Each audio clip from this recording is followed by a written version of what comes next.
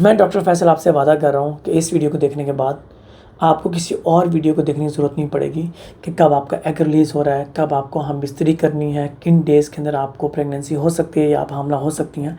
बहुत easy method है। बहुत बार मेरी आंखों के आगे से वीडियोस गुजरती हैं डॉक्टर्स की कि इतने दिन ऐड करते हैं, इतने दिन माइनस कर दें, ये दिन कर लें, वो दिन ना करें। बहुत कन्फ्यूजन होती है। अगर आप एक छोटा बच्चा भी है ना, तब भी आपको समझ लग जाएगी कि कौन से दिन आपकी प्रेगनेंसी के लिए इम्पॉर्टेंट है। नंबर 1। नंबर 2 कि बहुत सारी लेडीज़ हैं जो कहती हैं सर हमारी इसी मंथ शादी हुई है और हम चाहती हैं इसी मंथ ही प्रेग्नेंट हो जाएं। बिल्कुल आप हो सकती हैं, बशर्ते आप और आपके हस्बैंड बिल्कुल हेल्दी और नॉर्मल हैं। और आप मेथड देख लें कि क्या मेथड है जिसके साथ आप इसी मंथ ही प्रेग्नेंट हो जाएंगी। ये 30 डेज़ का मैं आपको साइकिल दिखा रहा हूँ कि फॉर एग्जांपल आपके का पीरियड का जो साइकिल है 30 डेज़ का है, कुछ का 28 डेज़ का होता है, कुछ का 32 डेज़ का हो सकता है। तो यहाँ से फर्स्ट डे से आपके पीरियड स्टार्ट हो चुके हैं, 6 तक रहते हैं, 7 डेज़ तक रहते हैं। उसके बाद एग मैच्योर होना स्टार्ट हो जाता है और ओवरी से फ्लोपियन ट्यूब के अंदर मैच्योर होके वहाँ रिलीज़ होता है, फ्लोपियन ट्यूब के अंदर पहुँचता है। आपने 12वें दिन से हम बिस्तरी स्टार्ट करनी है।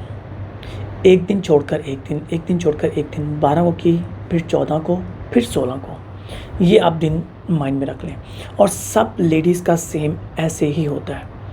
एग एक रिलीज़ होगा और उसकी लाइफ है 24 आवर्स, और जो स्पर्म है उनकी लाइफ होती है 2 डेज़ से लेकर 5 डेज़ तक स्पर्म की लाइफ होती है।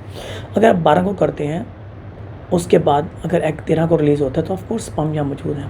उसके बाद आप 14 को करते हैं, उसके बाद एग रिलीज़ होता है तो ऑफकोर्स स्पर्म वहाँ मौजूद है। तो उसके बाद आप 16 तक, ये दिन मोस्ट इम्पॉर्टेंट है। 12, 13, 14, 15, 16 सिंपल। 16 के बाद कोई फ़ायदा नहीं है आगे।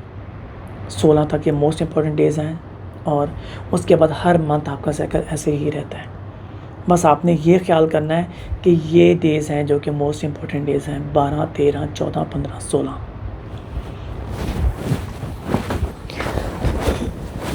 आपको और कुछ प्लस नहीं करना, कुछ माइनस नहीं करना, सिर्फ़ और सिर्फ इन डेज़ के ऊपर आपने अपनी हम बिस्तरी करनी है। और कुछ लेडीज़ का ये होता है कि सर हम बिस्तरी करने के बाद हम लेटे रहें या उठ जाएं, फ़ौरन उठना चाहिए। फ़र्स्ट ऑफ़ ऑल जो हम बिस्तरी होती है ना, हम बिस्तरी के 3 फेजेस होते हैं। फोर प्ले होता है, मेन प्ले होता है और आफ्टर प्ले होता है। आफ्टर प्ले क्या होता है मैं आपको वो गाइड कर देता हूँ, फिर किसी और दिन फोर प्ले और मेन प्ले गाइड कर दूँगा। आफ्टर प्ले ये होता है कि आप जब हम बिस्तरी कर लेते हैं उसके बाद मियाँ बीवी को एक दूसरे के साथ लेटे रहना चाहिए। फॉर एग्ज़ाम्पल हस्बैंड आपके ऊपर थे, आपको ऊपर ही लेटे रहें आपको हक करके, या आप डिस्चार्ज हो चुके हैं उसके बाद आप दोनों एक दूसरे से हक कर कर एक दूसरे से बातें कर सकते हैं। और अगर आप उसी टाइम खड़े होते हैं तब भी कोई इशू नहीं है। स्पर्म इतना फास्ट होते हैं कि सेकंड्स के अंदर पहुंच जाते हैं अंदर। तो आपको इस चीज़ से नहीं घबराना कि हम फ़ौरन खड़ी हो जाती हैं और सारा जो सीमन है वो बाहर आ जाता है, कोई फ़र्क नहीं पड़ता। जिन स्पर्म से अंदर जाना होता है वो चले जाते हैं। जो फास्ट हेल्दी स्पर्म होते हैं, मोटाइल होते हैं, वो अंदर चले जाते हैं।